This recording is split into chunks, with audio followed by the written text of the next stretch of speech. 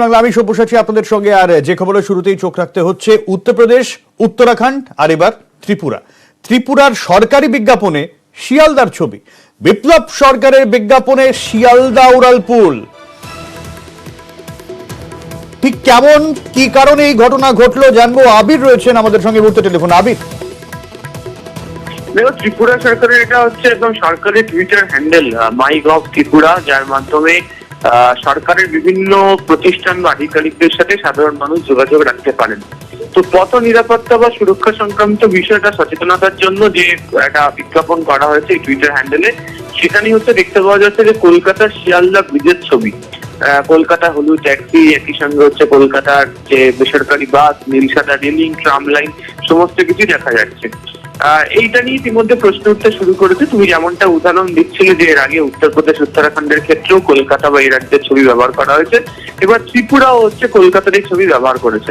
ত্রিপুরা সরকার এখনো পর্যন্ত সরাসরি ভাবে কোনো বিবৃতি জারি করেনি, তবে সূত্র বলছে তারা তাদের মারফত, সেটা যে তৃতীয় একটি সংস্থা থার্ড পার্টি এজেন্সি মারফত এই কাজগুলো করানো হয়। যারাই বিজ্ঞাপনটি করেছেন এই থার্ড পার্টি এজেন্সি দিয়েছে।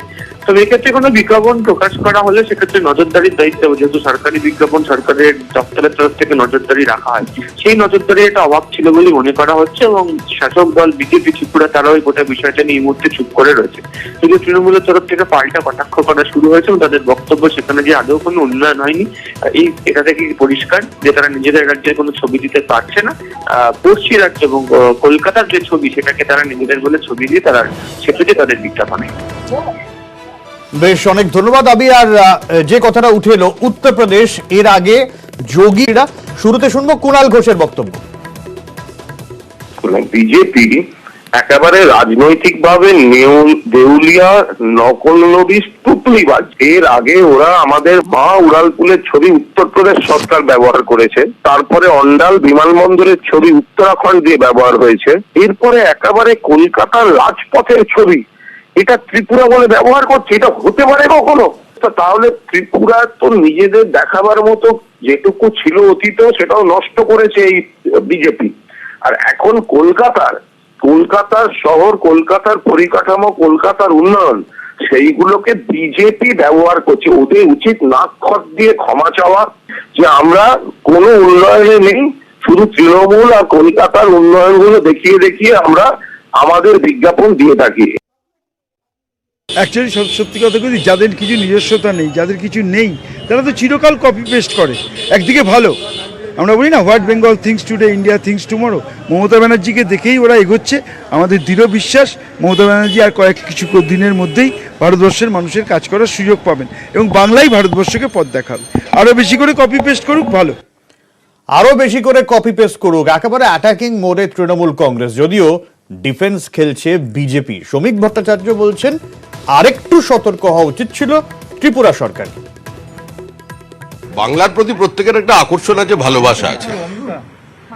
ছোট ছোট কথা, ছোট ছোট ব্যথা, ছোট ছোট প্রেম, ছোট ছোট চেয়ে দেখা, সমস্ত পশ্চিমবঙ্গের সঙ্গে আছে। বাঙালিদের মানুষ ভালোবাসেন। আর পশ্চিমবঙ্গে তো কাজকর্ম নেই, সবাই বিভিন্ন প্রদেশে ছড়িয়ে পড়েছেন। কোথায় কোন অ্যাডভার্টাইজিং এজেন্সি ভালোবেসে নিজের শহরের ছবি দিয়ে দিচ্ছে। তবে সেই সরকারগুলোকে সতর্ক থাকা প্রয়োজন আছে। উন্নয়নের ছবি বলে তৃণমূল যে কথাটা বলছে, তৃণমূল নীল সাদা রং করেছে। উন্নয়নের যে কটা ছবি ভুলবশত কোনো সরকার বার করেছে, সেটা কোনো সময়ই তৃণমূল সরকারের অধীনে বাস্তবায়িত হয়নি। বিজ্ঞাপন নিয়ে বিতর্কে তৃণমূল এবং বিজেপি, অন্যদিকে বিতর্কে ফের রাজ্যপাল। এবার স্পিকারকে তোপ। হাওড়া এবং বালির বিল নিয়ে তথ্য রাজ্য দিচ্ছে না, এমনটাই অভিযোগ রাজ্যপালের। ঠিক কি অভিযোগ করেছেন রাজ্যপাল জানবো। দেবাশিস রয়েছেন আমাদের সঙ্গে টেলিফোনে। দেবাশিস, দেখো, আজকে সকালে শিবপুরে কার্টুনিস্ট নারায়ণ দেবনাথ তাকে তিনি দেখতে আছেন এবং সেখানে এসে তাকে এখন প্রস্তাব করা হয় যে তার বিরুদ্ধে যে রাজ্য সরকার অভিযোগ করছে তিনি বিল সই না করার জন্য হাওড়ার পোর্ট হলো না বা হাওড়ার পোর্ট হবে নাগাদ হতে পারে। তিনি কিন্তু সরাসরি তোপ ডাকেন রাজ্য বিধানসভার যে স্পিকার অর্থাৎ তার বিরুদ্ধেই। তার দাবি 2019 সাল থেকে আমরা যে তথ্য চেয়ে আসছি এই বালিকে যোগ দেওয়ানো বা বিভাজনের ব্যাপারে, সেই তথ্য এখনো পর্যন্ত দেননি। ফলে না দিয়ে, এই তথ্য না দিয়ে দিনের পর দিন প্রকাশ্যে তার বিরুদ্ধে মিথ্যে প্রচার চালাচ্ছে রাজ্য সরকার। এবং তিনি কথায় কথায় পরিষ্কার জানিয়ে দেন যে স্পিকারকে সে যেন তার সীমার মধ্যে থাকে, সীমা ছাড়ানোর চেষ্টা যেন না করে। একেবারে সেই রকম তো অন্যদিকে তিনি দাবি করেন যে তথ্য তাকে দিতে হবে, সেই তথ্য দেখে যদি মনে করেন রাজ্যপালের সই হওয়ার পর হাওড়া বালিকে আলাদা করা বা ভোট হবে, সেক্ষেত্রে তিনি করবেন, না হলে সেটা দরকারে রাষ্ট্রপতির কাছে পাঠানো হবে। কিন্তু সেই তথ্য ঠিক মতন রাজ্য সরকার তাকে দিচ্ছে না, উল্টে তার মধ্যে বিরূপ মন্তব্য করছেন। বেশ, ঠিক কি বলেছেন রাজ্যপাল এই নিয়ে একবার শুনি। हावड़ा नगर पालिका के संबंध में कुछ विभाजन करने का निर्णय लिया है। पश्चिम बंगाल की विधानसभा द्वारा पारित बिल मेरे समक्ष विचाराधीन है। उसके बारे में मैं विवेचन करूंगा। जब 24 नवंबर की जानकारी जो मैंने मांगी है वो आई। हर समय विधानसभा अध्यक्ष जो बयानबाजी करते हैं उसको मैं उपयुक्त नहीं मानता हूं। मैं उनसे उम्मीद करता हूं कि वो अपने पद की गरिमा का ध्यान रखें, अपने दायित्वों का ध्यान रखें, और जो जानकारी मैंने मांगी है 2019 से, वो एक भी जानकारी अब तक नहीं दी गई है। সরাসরি স্পিকারকে তোপ রাজ্যপালের, এবং এই জায়গা থেকে কুণাল ঘোষ তিনি কড়াভাবে তোপ দেখেছেন রাজ্যপালের বিরুদ্ধে। এই ব্যক্তি জগদীপ ধনকর বাংলার শত্রু, উনি রাজ্যপাল হওয়ার অনুপযুক্ত, উনি প্রতি পদে বাংলাকে কলুষিত করছেন, বিজেপির রাজনৈতিক এজেন্ডা অনুযায়ী চলছেন। রাজ্য সরকার যেভাবে কাজ করছে, বাংলার মানুষ বিধানসভা নির্বাচনেও দেখিয়ে দিয়েছে এই জগদীপ ধনকর এবং তার দলের নেতাদের ডেলি প্যাসেঞ্জারির পরও তারা গোহারা হেরেছেন। এনারা দেখে শিখবেন না, থেকে শিখবেন না, স্মুথ কাজে ব্যাহত করছেন। আসল ইস্যু থেকে সরে গিয়ে তিনি নিজে প্রচারে ভেসে থাকতে চাইছেন, প্রচার লোভী মানুষটি। আমি রাজ্যপালকে অনুরোধ করব নিজের এখতিয়ারের মধ্যে রাজ্যপাল পদের সম্মানটা বজায় রেখে উনি যেন কাজ করেন। সরাসরি বাংলার শত্রু বলে রাজ্যপালকে লাগলেন কুণাল ঘোষ। পাল্টা বিজেপির কি প্রতিক্রিয়া, শ্রমিক ভট্টাচার্য শুনবো। সংবিধানের শাসনই হচ্ছে তৃণমূল কংগ্রেসের শত্রু, কারণ তারা মমতা বিধান মেনে চলতে থাকেন। আইন এবং সংবিধানের কথা যারা বলে তারাই হচ্ছে তৃণমূল কংগ্রেসের শত্রু। সে হাইকোর্টই হোক, নির্বাচন কমিশন হোক, সেনাবাহিনী হোক, বর্ডার সিকিউরিটি ফোর্স হোক, কিংবা রাজ্যপাল, এরা সময় বিশেষে সবসময় এরা শত্রু বলে পরিগণিত হয় তৃণমূল কংগ্রেসের। জয়প্রকাশ মজুমদারের বক্তব্য আমরা শুনলাম।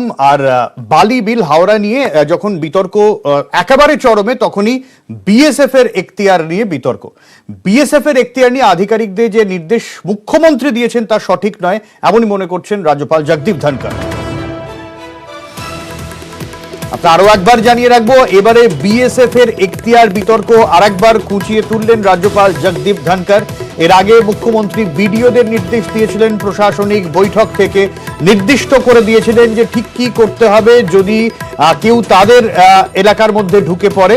সেই জায়গায় দাঁড়িয়ে মুখ্যমন্ত্রীর সেই মন্তব্যকে হাতিয়ার করে জগদীপ ধনকর তিনি বললেন যে মন্তব্য মুখ্যমন্ত্রী করছেন তা মোটেই ঠিক নয়। একই সঙ্গে আবারও এর আগেও তিনি বারবার অভিযোগ তুলেছেন যে রাজ্যের আইন শৃঙ্খলা পরিস্থিতি নিয়ে আবারও সেই অভিযোগ তুললেন। हमारे प्रांत का बॉर्डर 3 विदेशों से है, अत्यंत संवेदनशील है।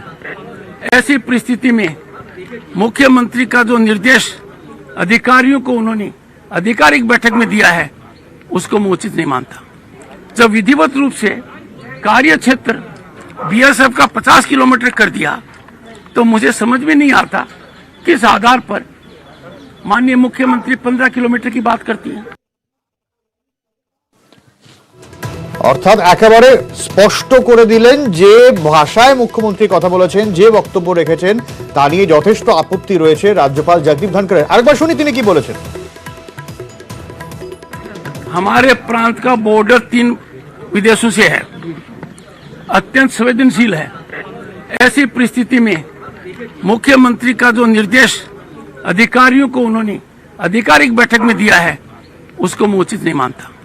जब विधिवत रूप से कार्य क्षेत्र बीएसएफ का 50 किलोमीटर कर दिया तो मुझे समझ में नहीं आता किस आधार पर माननीय मुख्यमंत्री 15 किलोमीटर की बात करती हैं। ঠিক কিসের ভিত্তিতে 15 কিলোমিটারের নিয়ে বিতর্ক তুলছেন মুখ্যমন্ত্রী, তা নিয়ে প্রশ্ন তুলেছেন রাজ্যপাল জগদীপ ধনকর। মুখ্যমন্ত্রী বলেছিলেন, চলতি মাসেই বলেছিলেন যে বিডিওদের নির্দেশ দিয়েছিলেন যে এই ক্ষেত্রে কি করণীয়। প্রশাসনিক বৈঠকে সেই বক্তব্য রেখেছিলেন। সুখেন্দু শেখর রায় তৃণমূল কংগ্রেস সাংসদ রয়েছেন আমাদের সঙ্গে এই টেলিফোনে। সুখেন্দু বাবু, মুখ্যমন্ত্রীর মন্তব্য নিয়ে বিএসএফ এর এখতিয়ার নিয়ে রাজ্যপাল যে বললেন যে বিডিওদের মুখ্যমন্ত্রী যে নির্দেশ দিয়েছিলেন তিনি সেটাকে ঠিক বলে মনে করছেন না, অযথা বিতর্ক তোলা হচ্ছে এটা নিয়ে। না, বিতর্ক উনি তুলছেন, উনি রাজ্য সরকারের সমস্ত সিদ্ধান্তে বিতর্ক তোলেন, মন্ত্রিসভার সমস্ত সিদ্ধান্তের উনি সমালোচনা করেন এবং ইনি হচ্ছেন ভারতবর্ষের একমাত্র রাজ্যপাল স্বাধীনতার পর তিনি সংবাদ মাধ্যমে নিয়মিত যে রাজ্যের তিনি রাজ্যপাল সেই রাজ্য সরকারের বিরুদ্ধাচরণ করেন প্রতিটি ক্ষেত্রে। বিএসএফ নিয়ে তিনি কথাটি বলেছেন, তিনি নিজে একজন আইনজ্ঞ হওয়া সত্ত্বেও ইচ্ছে করেই বিকৃতি করতেন, কারণ বিএসএফ আইনের 139 নম্বর ধারা পরিষ্কার বলা আছে যে সরকার ঘোষণা করবে যে কোন কোন জায়গাগুলো বিএসএফ তাদের কার্যকলাপ সেন্ট্রাল আইনে যেগুলো ভায়োলেশন হচ্ছে কিনা, যেগুলো আইনে কোথাও বেশি ভঙ্গ হচ্ছে কিনা সেটা দেখবে এবং কোন ক্ষেত্রে তার জন্য একটা অফিসিয়াল গেজেটে সেটা প্রকাশ করে উঠতে হবে। তার অন্যতম শর্ত হচ্ছে adjoining the border. Adjoining the border কখনো 50 কিলোমিটার হয় না, অর্থাৎ সীমান্ত সংলগ্ন এলাকা।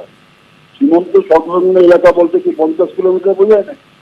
যদি বলা হয় আপনার বাড়ি সংলগ্ন এলাকা, তো আপনার বাড়ি সংলগ্ন এলাকা বলতে কি পশ্চিমবঙ্গের 1/3 হবে নাকি? সুতরাং উনি জেনে শুনে মিথ্যা কথাগুলো বলছেন যাতে মানুষকে বিভ্রান্ত করায় তিনি বিজেপির এজেন্ট হিসেবে কাজ করছেন। বেশ, অনেক ধন্যবাদ। সুখেন্দু শেখর রায় ছিলেন তৃণমূল সাংসদ এবং যে বক্তব্য নিয়ে এই আলোচনা, এই বিতর্ক, মুখ্যমন্ত্রী মমতা বন্দ্যোপাধ্যায়ের সেই বক্তব্য কি ছিল নদিয়ার প্রশাসনিক বৈঠকে, শুনুন। আইসিদের বলবো একটু বেশি করে মোবিলিটি বাড়ানো, নাকা চেকিং বাড়ানো। আপনার বাংলাদেশ বর্ডার আছে করিমপুর থেকে শুরু করে, আপনাদের সেগুলোর দিকে নজর রাখা। বিএসএফ যাতে এলাকায় গিয়ে কোনো রকম আপনার পারমিশন ছাড়া কোনো কিছুতে জড়িয়ে পড়তে না পারে সেটাও দেখতে হবে। বিএসএফ এর কাজ করবে, পুলিশের কাজ করবে। Law and order is your subject. মানুষের উপর কোনো অত্যাচার হোক এটা আমি কখনোই সহ্য করব না। পরে খবর চক্রবাজ তৃণমূলের ইস্তেহার, তৃণমূলের কলকাতা পুর ভোটের ঠিক কোন প্রতিশ্রুতি তৃণমূলের সেদিকে অবশ্যই নজর থাকবে। উন্নয়নের রূপরেখা প্রকাশ করবে তৃণমূল কংগ্রেস। কোন কোন বিষয় গুরুত্ব পাবে জানার চেষ্টা করবো। আবির রয়েছেন আমাদের সঙ্গে টেলিফোনে। আবির, দেখো, প্রথাগত নির্বাচনী ইস্তেহার নয়, এটাকে ভিশন ডকুমেন্ট আকারে প্রকাশ করতে চলেছে হচ্ছে তৃণমূল কংগ্রেস। এবং এই যে ভিশন ডকুমেন্ট প্রকাশ করা হবে সেখানে হচ্ছে যে গত কয়েক বছর ধরে বিভিন্ন ওয়ার্ডগুলো তৃণমূল কংগ্রেস কাজ করেছে, সেই কাজের পরিপ্রেক্ষিতে যে রিপোর্ট কার্ড তৈরি করা হয়েছে সেদিকে। তবে নতুন প্রোটোকল গঠন করা হলে কোন কোন বিষয়ের উপর গুরুত্ব দেওয়া হবে তার উল্লেখ এখানে থাকতে চলেছে। কলকাতার দিগন্তে নাম দিয়ে তারা সেটিকে নিয়ে আসছে এবং সেখানে যেটা উল্লেখ থাকছে তার মধ্যে অন্যতম থাকতে হচ্ছে পরিবেশ, গ্রিন সিটি করার লক্ষ্যে তারা এগোচ্ছেন এবং তাদের বক্তব্য যেভাবে গ্লোবাল ওয়ার্মিং বাড়তে চলেছে, কলকাতায় যাতে দিল্লির মতো দূষিত না হয় সেদিকে তাদের নজর থাকবে। দ্বিতীয়ত হচ্ছে জমা জলের যন্ত্রণা দূর করা, পানীয় জল এরিয়াগুলোতে আরো বেশি সংখ্যক মানুষের পৌঁছে দেওয়ার ব্যবস্থা করা, এছাড়া দৃশ্য দূষণ রোখা এবং একই সঙ্গে কলকাতা থেকে ধানের বোঝা থেকে দূর করতে ভূগর্ভস্থ কেবল লাইনের ব্যবস্থা করা। এই বিষয়গুলোই মূলত মুখ্যত এর মধ্যে থাকতে চলেছে বলে এখনো পর্যন্ত খবর। বেশ, অনেক ধন্যবাদ আবির। আর এই বিষয়টা নিয়েই রাজনৈতিক তরজাও জড়িয়েছে। দিলীপ ঘোষের বক্তব্য বিজেপির থেকে অনুপ্রেরণা পেয়ে তৃণমূলের এই ইস্তেহার, যদিও বিজেপির বক্তব্যকে গুরুত্ব দিতে নারাজ অরূপ বিশ্বাস। বিজেপি থেকে অনুপ্রেরণা পেয়ে টিএমসিও আর ম্যানিফেস্টো বার করছে, ভালো কথা, কিন্তু ওনারা ম্যানিফেস্টো বলতে রাজি নন। যাই হোক, যে কর্পোরেশনেও ম্যানিফেস্টো হতে পারে এটা একটা উদাহরণ। সেই জন্য তারাও ভাবছেন যে লোককে প্রতিশ্রুতি দেওয়ার দরকার, লোকেও জানার দরকার। যেমন বিধানসভাতে প্রতিশ্রুতি দিয়েছিলেন ওনারা, কী পালন করেছেন, আর এবারেও প্রতিশ্রুতি তো দিন, কমপক্ষে বোঝা যাবে। আর কোন পার্টি কি বলতে চাইছে, কি করতে চাইছে সেটা লোকের সামনে পরিষ্কার হওয়ার দরকার আছে। দিলীপবাবু কি বলেছেন আমি জানি না, কারণ ওদের তো কোনো কাজও নেই, প্রচারও নেই, একটা ম্যানিফেস্টো বার করে দিলেই তো হলো। কিন্তু আমাদের তো মানুষের কাছে যেতে হয়, কাজ করতে হয়, মানুষের পাশে থাকতে হয়, মানুষের আশীর্বাদ নিতে হয়, ওদের তো সেটা নেই। ফলে উনি কি ম্যানিফেস্টো, ওটা কে পড়ে, কি জানে, কোথায় প্রচার, এই একটা আসনও জিতবে না, তাদের নিয়ে আমার কথা বলার কোনো প্রয়োজন আছে? মানের মানদণ্ড।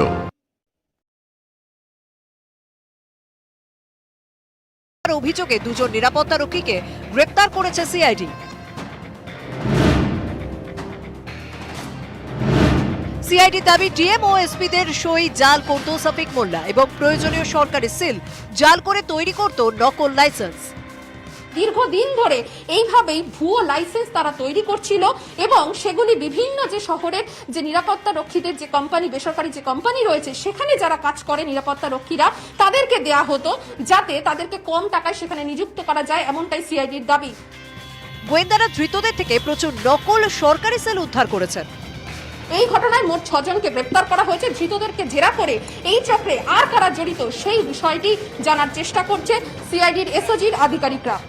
ক্যামেরায় অসীমের সঙ্গে অর্পিতা হাজরা, নিউজ 18 বাংলা, কলকাতা। কলকাতা পুরসভায় 19 ডিসেম্বর ভোট রয়েছে, তবে বাকি যে মেয়াদোত্তীর্ণ 111টি পুরসভা রয়েছে সেখানে ভোট কবে অবিলম্বে জানতে চায় কলকাতা হাইকোর্ট। আর সোমবার এ নিয়ে নির্দেশ দেবে আদালত।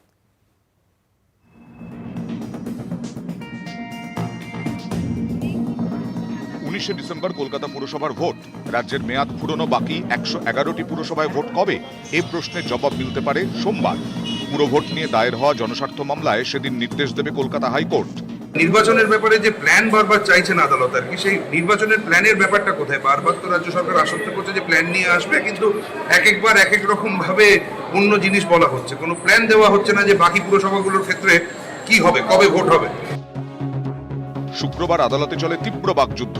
রাজ্য নির্বাচন কমিশনের উদ্দেশ্যে বিচারপতি প্রকাশ শ্রীবাস্তব প্রশ্ন করেন, এখনো কেন 111টি পুরসভার ভোটের দিনক্ষণ জানানো গেল না? কলকাতায় পুরো ভোট করানোর পরেও কমিশনের কাছে বাড়তি ইভিএম থাকছে, সেই ইভিএম দিয়ে বাকি পুরসভায় ভোট করানো হচ্ছে না কেন? পুরো ভোটের দিনক্ষণ ঘোষণা করতে আর কত সময় লাগবে রাজ্য আর নির্বাচন কমিশনের?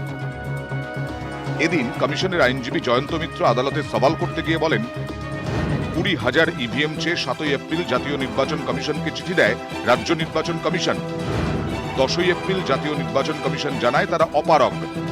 তারা এটাও বলে যে স্থানীয় নির্বাচনে ইভিএম দরকার নেই। বিজেপির দাবি পুরো ভোটে ভিভিপ্যাট ব্যবহার করতে হবে। এদিন আদালতে বিজেপির আইনজীবী বলেন, সুপ্রিম কোর্টের নির্দেশ সত্ত্বেও পুরো ভোটে ভিভিপ্যাট ব্যবহার করছে না কমিশন। এই প্রসঙ্গে অন্যান্য রাজ্যে হওয়া স্থানীয় ভোটের উদাহরণ টেনে কমিশনের আইনজীবী পাল্টা বলেন, দেশের কোন রাজ্যেই স্থানীয় ভোটে ভিভিপ্যাট ব্যবহারের নজির নেই। শুনানি শেষে রাজ্য সরকার এবং রাজ্য নির্বাচন কমিশনের কাছে হাইকোর্ট জানতে চায় বাকি পুরসভাগুলিতে ভোট কবে করাতে চায় তারা। সোমবার এ নিয়ে নির্দেশ দিতে পারে আদালত। নিউজ 18 বাংলা।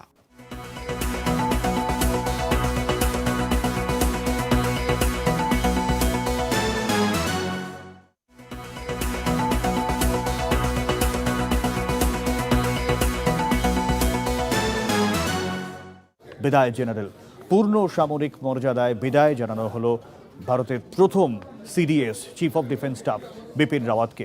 একই সঙ্গে শেষকৃত্য সম্পন্ন হলো তাঁর স্ত্রী মধুলিকারও।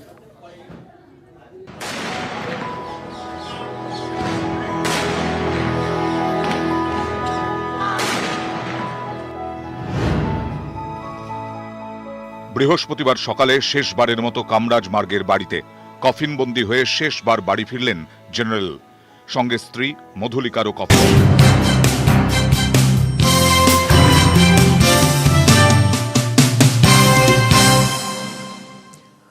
প্রচারের পোস্টারে অভয়দান। 118 নম্বর ওয়ার্ডের তৃণমূল প্রার্থী তারক সিং এর সমর্থনে পোস্টার এবং সেখানে লেখা, ভোটদানে বাধা দিলে সরাসরি প্রার্থীর সঙ্গে যোগাযোগ করুন। বিশ্বজিৎ রয়েছেন আমাদের সঙ্গে। বিশ্বজিৎ, অভিনব পোস্টার নিঃসন্দেহে, ঠিক কি বার্তা পোস্টারে?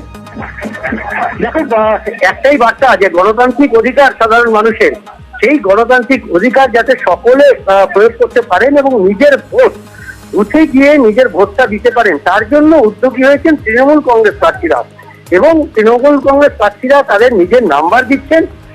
কলকাতার আলিপুর ও বেহালা সংলগ্ন যে এলাকা, তাতে 116, 117, 118 এবং 119 এই 4টি ওয়ার্ডের কাউন্সিলর তৃণমূল কংগ্রেস প্রার্থীরা, কাউন্সিলর পদপ্রার্থী যারা, সেই তৃণমূল কংগ্রেস প্রার্থীর মধ্যে একজন রয়েছেন হেভিওয়েট প্রার্থী তারক সিং 118 নম্বর ওয়ার্ডে।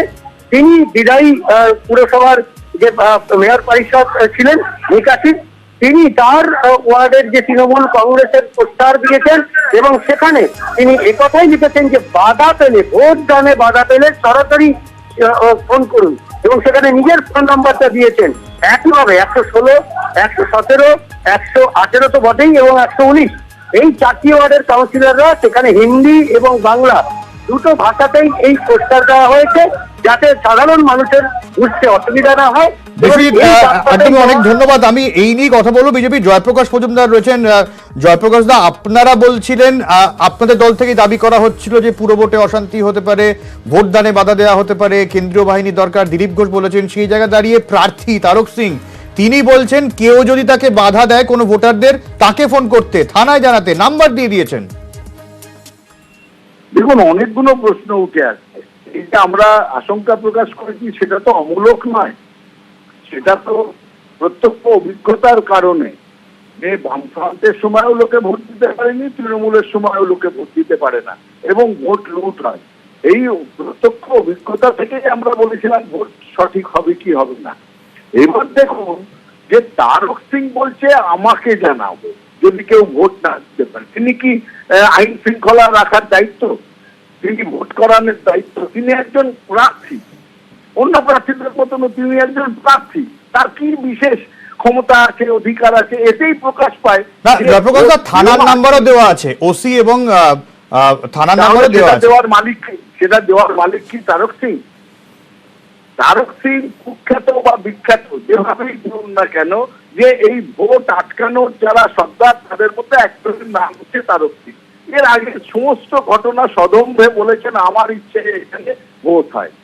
আজকে তিনি যেটা দিচ্ছেন, আমার প্রশ্ন এই নৈতিকতা, সেটা তো ইলেকশন কমিশন করবে, সেটা তো পুলিশ করবে। তারক সিংকে এটা করতে হচ্ছে মানেই এটা প্রমাণিত যে এরাই ভোট নিয়ন্ত্রণকারী, এরাই ভোট দেবে না, তার মালিক হচ্ছে এরাই।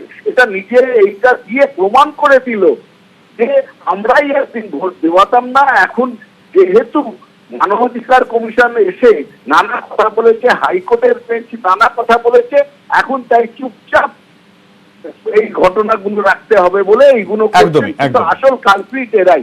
একদমই। অনেক ধন্যবাদ জয়প্রকাশ দা। আমাদের সঙ্গে তারক সিং রয়েছেন 118 নম্বর ওয়ার্ডের তৃণমূল কংগ্রেস প্রার্থী, যিনি এই পোস্টার দিয়েছেন। তারকদার, জয়প্রকাশ মজুমদারের বক্তব্য, বিজেপির বক্তব্য, আপনারা চাপে পড়ে এই কাজ করছেন, আপনাদের কোনো নৈতিক অধিকার নেই এই পোস্টার দেওয়ার। প্রথম কথা, চাপে পড়ার কোনো প্রশ্ন নেই। চাপটা দেবে কি? চাপ দেওয়ার লোক কোথায়? আর এটা আমাদের সর্বভারতীয় সাধারণ সম্পাদক অভিষেক ব্যানার্জি, যিনি আমাদের দলের সেকেন্ড ইন কমান্ড, 144টা ক্যান্ডিডেটকে ডেকে পরিষ্কার বলে দিয়েছে নির্বাচন ফ্রি অ্যান্ড ফেয়ার করতে হবে এবং কোন রকম বাধা দেওয়া যাবে না। কেউ যদি বাধা দেওয়ার চেষ্টা করে তাকে দল থেকে বহিষ্কার করা হবে, প্রশাসনিক ব্যবস্থা নেওয়া হবে।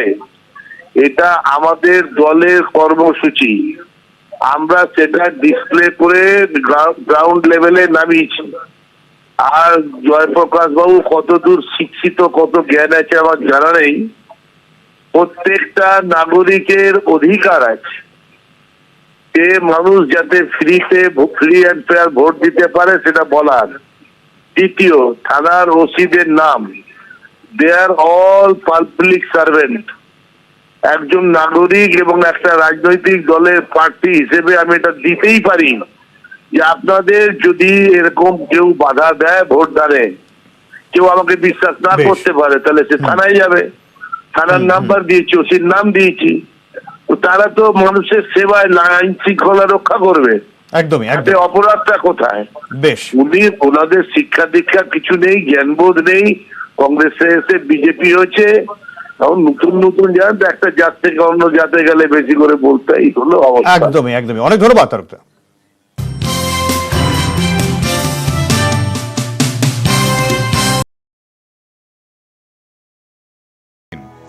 দুই মেয়ে কৃতিকা আর তারিণী বিদায় জানালেন তাদের বাবা মাকে।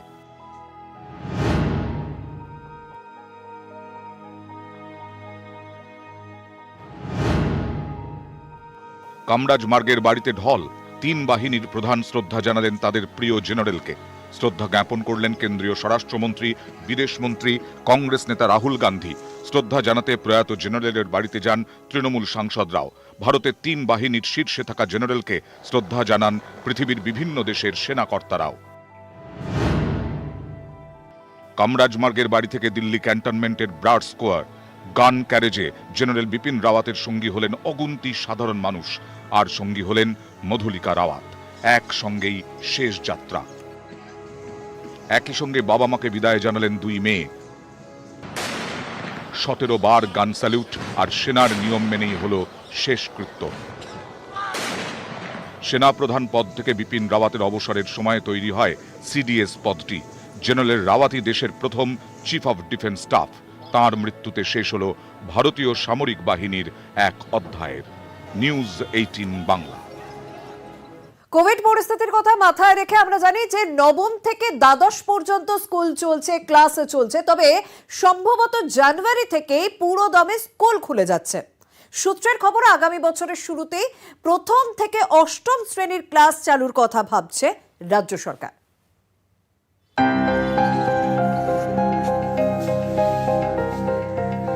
20 মাস বন্ধ থাকার পর নভেম্বরে খুলেছে স্কুল।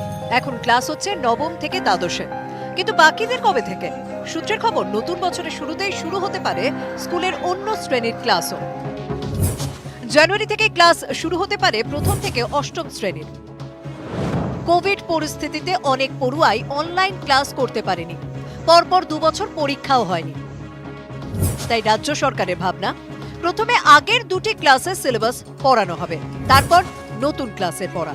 অর্থাৎ অষ্টম শ্রেণীর ছাত্রকে প্রথমে পড়তে হবে সপ্তম এবং ষষ্ঠ শ্রেণীর সিলেবাস। এর জন্য আলাদা বই দেওয়া হবে। 100 দিন পরে হবে পরীক্ষা, তারপর অষ্টম শ্রেণীর সিলেবাস পড়ানো শুরু হবে। আগের ক্লাসের পড়াগুলির রিভিশনের জন্যই রাজ্য শিক্ষা দপ্তরের এই উদ্যোগ। কিন্তু অনেকেরই প্রশ্ন, 100 দিন পুরনো ক্লাসের পড়াতেই চলে গেলে নতুন ক্লাসের সিলেবাস শেষ করা যাবে তো? এক্ষেত্রে শিক্ষা দপ্তরের যুক্তি, করোনাকালে পাঠ্যক্রম কমানো হয়েছে, তাই অসুবিধা হবে না। ক্যামেরায় খোকন দাসের সঙ্গে সোমরাজ বন্দ্যোপাধ্যায়, নিউজ 18 বাংলা। কয়েকদিন আগেই জাওয়াদ ধাক্কা মেরেছে আধুনিক অ্যাপ ডাউনলোড